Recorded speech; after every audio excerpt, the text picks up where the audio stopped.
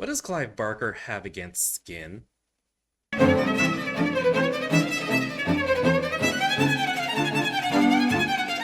Written and directed by Clive Barker, Hellraiser raised eyebrows with its blend of horror and sadomasochism.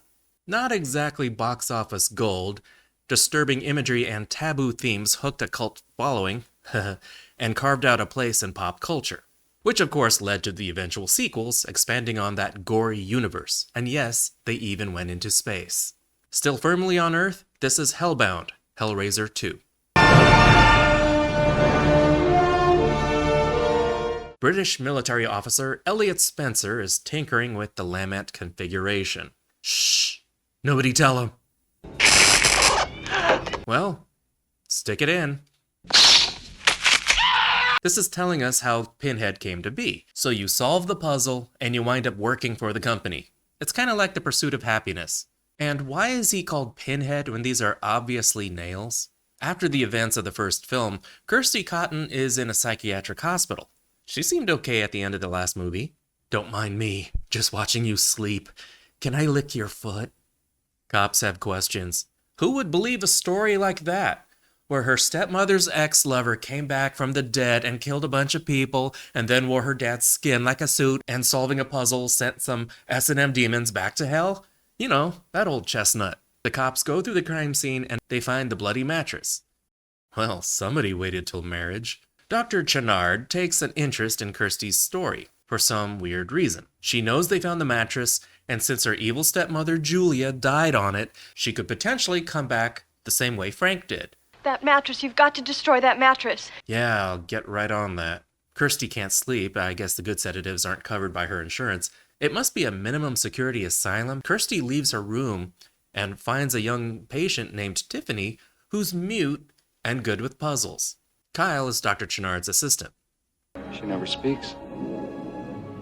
All she does is solve puzzles. Who sees where this is going? Anyone? You can tell? All right, place your bets. Dr. Chard is weird, but his assistant is kind of cute and has access to drugs. She has a vision of her dead, skinless father, this time not played by Andrew Robinson. Aw, it's still nice that he keeps in touch. He leaves a message written in blood on the wall, I am in hell, help me. And she does this weird thing where she touches the blood with her finger and licks it. Take it, showgirls guy. Man, everybody got AIDS and shit. Isn't this where they kept Ray Finkel? Dr. Chard is a hard name to say. Chard.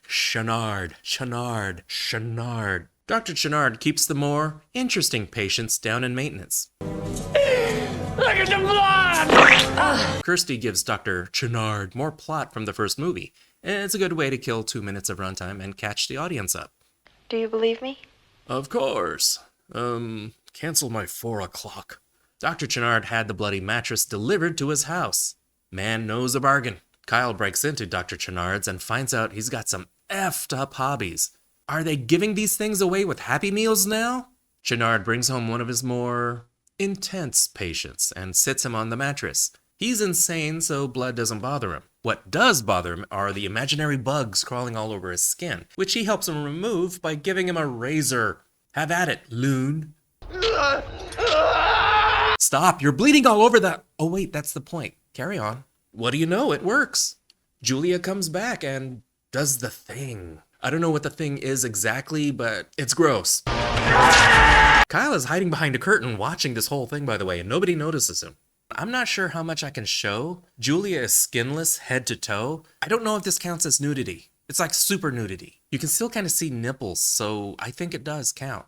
She has to hang around his house, getting blood all over his white decor.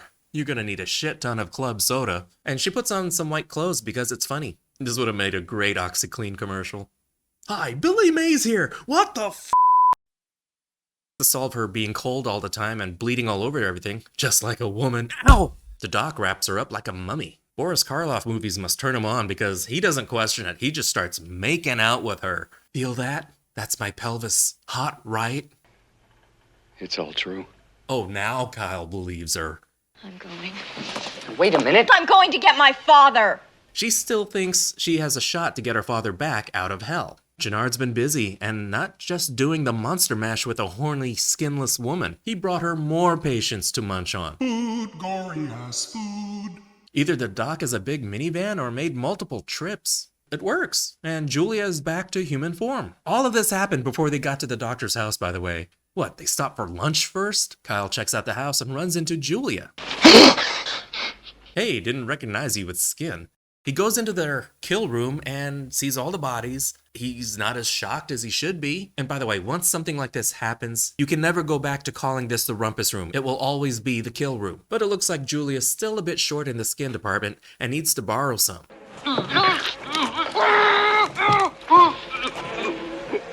You know what also would have worked? Elf Cosmetics. Hashtag not sponsored. I'm so desperate for sponsors right now. Kirsty finds Pinhead's photo in Chard's scrapbook. I suppose she recognized him somehow. She takes it just in case she needs to reason with his humanity later. Be prepared. Kirsty finds the kill room with one addition. Ah, shit, here we go again. What is it with people in this movie not running away screaming when they should plainly be running away screaming? I'm no longer just the wicked stepmother. Now I'm the evil queen. Round one, fight! Oh, it's over. Julia Pimphand is strong. Chard returns with Tiffany. You like puzzles, right? So she goes to work. They watch from another room through a mirror and they're watching her work on the box. It's kind of like using a robot to disarm a bomb. And she does the work. They reap the reward. Don't just look at it, eat it. So Chard's been obsessed with the box and I guess he wants to meet a Cenobite. And Tiffany solves the box because she's good with puzzles.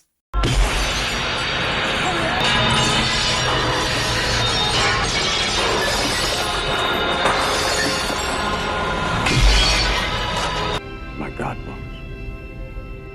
What have I done? 52 minutes in, and we get the Cenobites! And yes, they're still just as hard to look at. They're about to hook up Tiffany, but Pinhead knows who's behind it. It is desire. So Tiffany's off the hook. Because it was their desire that caused her to open the box. It's a weird rule that doesn't seem consistent. So Chard and Julia run into one of their open doorways and enter their world, Hell. Because you really must see Hell before the leaves change. Cenobites just leave Tiffany there. Nowhere else to go, she wanders in after them. Kirsty wakes up, grabs the box, and follows the gang into Hell. Why does everyone keep going in here? The whole place is laid out like a labyrinth, and it messes with your mind. It likes showing you things, bad things that you've done or have had happen to you. Oh, hey guys. Long time no see. Sorry. You want to know how I know this is Hell? All the walking. This is Leviathan, god of flesh, hunger, and desire, the lord of the labyrinth. She reminds Chard of the heinous things he's done in his lifetime. Can't show it, but here's a recap. Let's see. A shot of the doctor operating on someone, close up on the wound. Looks like as a kid he cut up the family pet. More cutting. Brain surgery that does not seem to be going well. I don't think he's a very good doctor. Leviathan let Julia come back so she could bring back souls. Chard's in particular. And I brought you. She shoves him into this giant puzzle box and it starts torturing him, which to these folks may be considered fun. Sorry, Kirsty, your father's in another castle. It really wasn't her dad calling out to her. It was Frank pretending. You remember Uncle Frank? Come to daddy guy? He tricked Kirsty into coming down here by pretending to be her dad. She'd rather not stick around and be his plaything, so she burns the place down. All that fresh new skin is gone, and there's the Frank we know and love.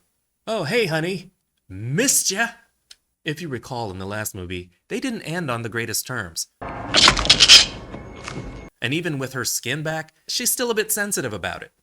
But she'll always have his heart. Are we in Hell or Alaska Airlines?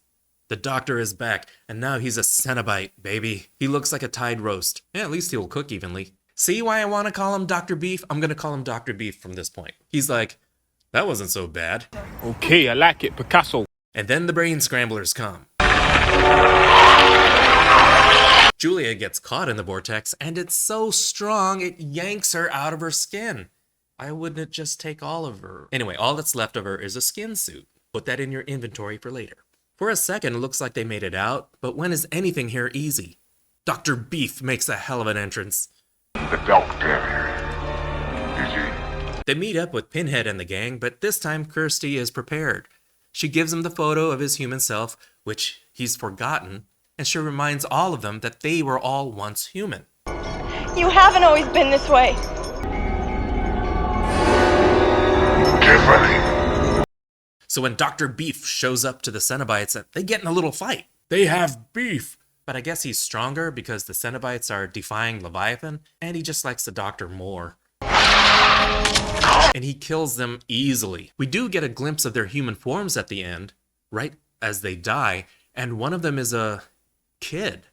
I don't know how I feel about that. Was some teenager just messing with the box? He even makes Pinhead human again right before the kill shot. Meaningful glance. Meaningful glance. Well, back in Hell, they find the Lament configuration, which is currently in a pointy diamond shape. They find it in the hand of Julia's skin suit. They come face to face-ish with Leviathan, and it looks like they have a plan. Leviathan likes to dole out the backstories, doesn't he? Can you help her?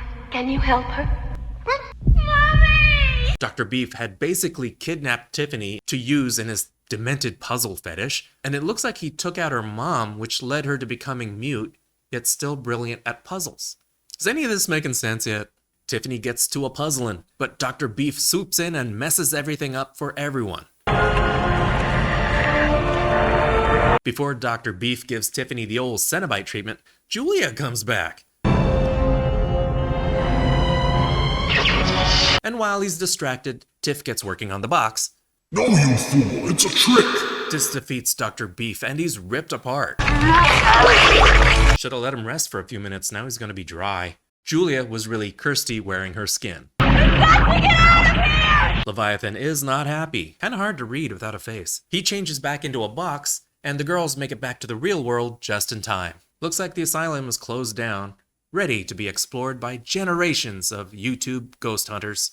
Meanwhile, for some reason, the not a crime scene home of the Doctor is being cleared out, and they still have to deal with that pesky mattress.